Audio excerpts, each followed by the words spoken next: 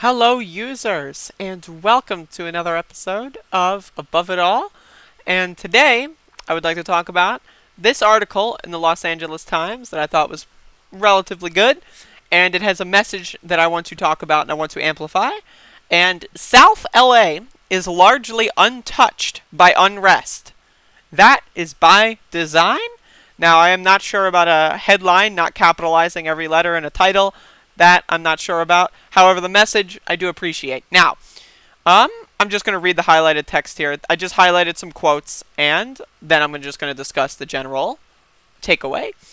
We want to go to the places of white affluence so that the pain and outrage that we feel can be put right in their faces, said Melina Abdullah, one of the leaders of Black Lives Matter.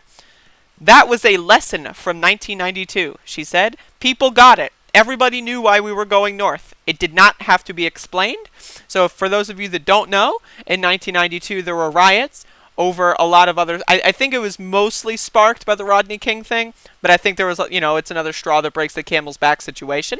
And the riots mostly took place from what this article says. Now, again, I am not a historian. I would like to be, but I do not know every little nook and detail about 1992's riots. I was not even alive. So, but from what I understand, there is a lot of destruction in people's own neighborhood. This is where this kind of comes from, the whole destroying your own community thing. And that's why these people have gone to Beverly Hills and other of these white fucking neoliberal Nancy Pelosi kind of districts. These people that, they claim to care, but they don't do anything substantial to show that they care. These people that are largely untouched. I think there was something that I saw that if in the neighborhoods with a median income above $100,000, police are almost never called. And there's almost no violence whatsoever. It really is in neighborhoods with a median income below $100,000. I think it was actually below $50,000, where 90-something%. It was the significant majority, a super majority, an overwhelming majority of cop calls and violence and police violence is in these lower income and poor neighborhoods. So when you are some white, affluent, neoliberal cunt fucker, and you're looking outside your window and you see fucking police pepper spraying, tear gassing, and brutalizing protesters, that is something of a wake-up call. Again, these people are in society in such a way where they don't have to worry about this kind of stuff. They don't bother. Nobody they know has ever been victim of this, So, if you see it on your front doorstep, if you see the pain, the suffering, the anguish, the brutalization of poor and vulnerable people right outside your window, or as you're going to get groceries, it clicks. That is a moment of truth.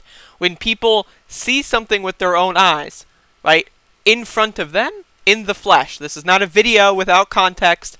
This is in real time, in their own, experience in their own town. It helps change people. And that's the point. You don't want to set your own house on fire. That does nothing. That just fucks you over. Everybody knows that.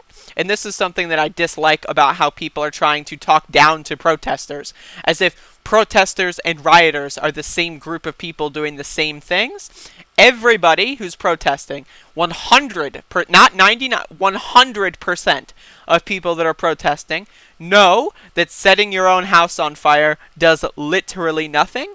If you're going to set something on fire, if you're going to destroy something, it should be something that belongs to somebody important so that they get directly dragged into the mess that you have been in your entire life.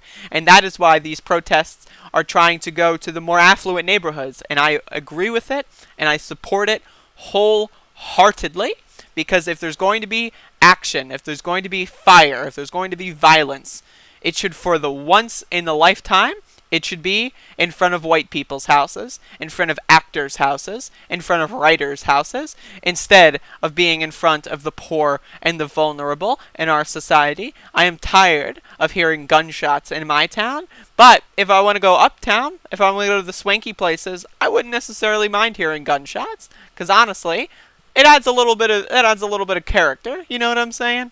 When you go outside, if you don't hear at least 7 gunshots, I mean, you're basically just like a scumbag. You're living in some out of touch you. I'm just kind of being a little facetious here. But no, for real, I totally understand and I totally empathize and I totally support everybody just naturally going. And that's what's so beautiful about this, is it's a natural understanding. It's not something that they have to like stop people or like everybody do that. Like, it's not something that people have to be convinced of. Everybody just realizes by nature of who they are and where they are, oh yeah, we're marching and we're going up there, buddy, and you can't stop us. And that is what's beautiful. When people join together in their neighborhoods, march to another neighborhood, and show that neighborhood what's happening in their own neighborhood just down the street, that's powerful. And that is called human solidarity. And again, police violence, no good. No bueno. Police are scumbags. And I would be remiss if I did not say that explicitly in this video. Police are not human beings. They do not empathize. They do not sympathize. They do not care about you. They do not care about your family. They only care about their paycheck, and they only care about their riot gear.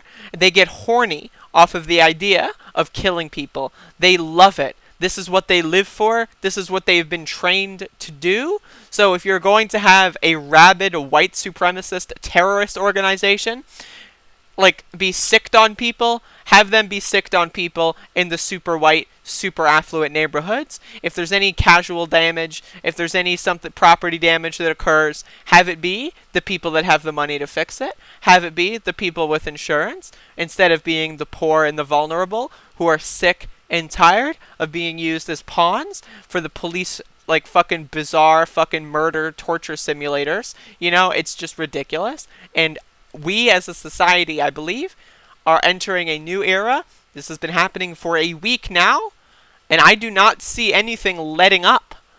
I see things either staying the same or escalating, and I don't know how long that can last. I hope to God we can outlast the police forces, because again, there's more of us than there will ever be of them, and that's what you have to understand, and that is the core of it all, is that we outnumber them being the police, them being the financial elite, them being the rich people, them being everybody who's ever stepped on us to get where they are. And honestly, I'm all fucking here for it. You should know that by now. I am here for it. And again, if you like this video, definitely let other people know. I'm trying to... If you have any videos of police brutality, any stories you want me to talk about, this show, Above It All, is entering a new phase. We are entering the phase of pure chaos. And I'm going to do at least 10 videos a day. I might even stop taking weekends off because this is important. This means a lot. And the more and more people that I can help understand what's happening, even if it's only 30 people that will come into my video, watch the whole thing, and fully understand what I'm saying, those are 30 people that are going to go do good in the world, and that's what matters most. I don't care if people dislike my video or call me a fucking lefty SJW crybaby. That doesn't mean anything to me. Those people are cringe before I got involved with their lives. They're going to be cringe after I get involved with their lives. I only care about making the small improvements in other people's lives, giving people the information that they need to equip themselves to operate in this new era that we find ourselves in. And again, all about human solidarity. There is nothing more powerful than seeing people you don't know come together for a common purpose. And go out to a protest, but be safe. Always be safe. Always, always, always. Never go alone. Never, ever go to a protest alone. They will take you. They will not tell your family where you are, and they will probably kill you. This has already happened. There are people that have been captured by police that are missing, and they went with people that they knew, right? And that's the only reason why we know about it.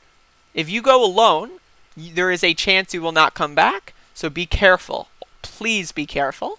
Please. And if you have any questions about protesting, maybe I should make a specific video about this. I'm not sure. But if you have any questions about going to these things, safety precautions, let me know. I am not just a YouTuber that is going to be preaching to you. This is an interactive experience. If you know anything, if you have anything you want me to talk about, I will at least listen to your request, and I will try to put it into my thing. But again, I have got 70 bookmarks right now, and I want to do 10 videos a day at the bare minimum. I might have to make it 20. How the hell am I going to get through 70 bookmarks? And all of these stories are just as valuable as all the other stories, and this is the problem.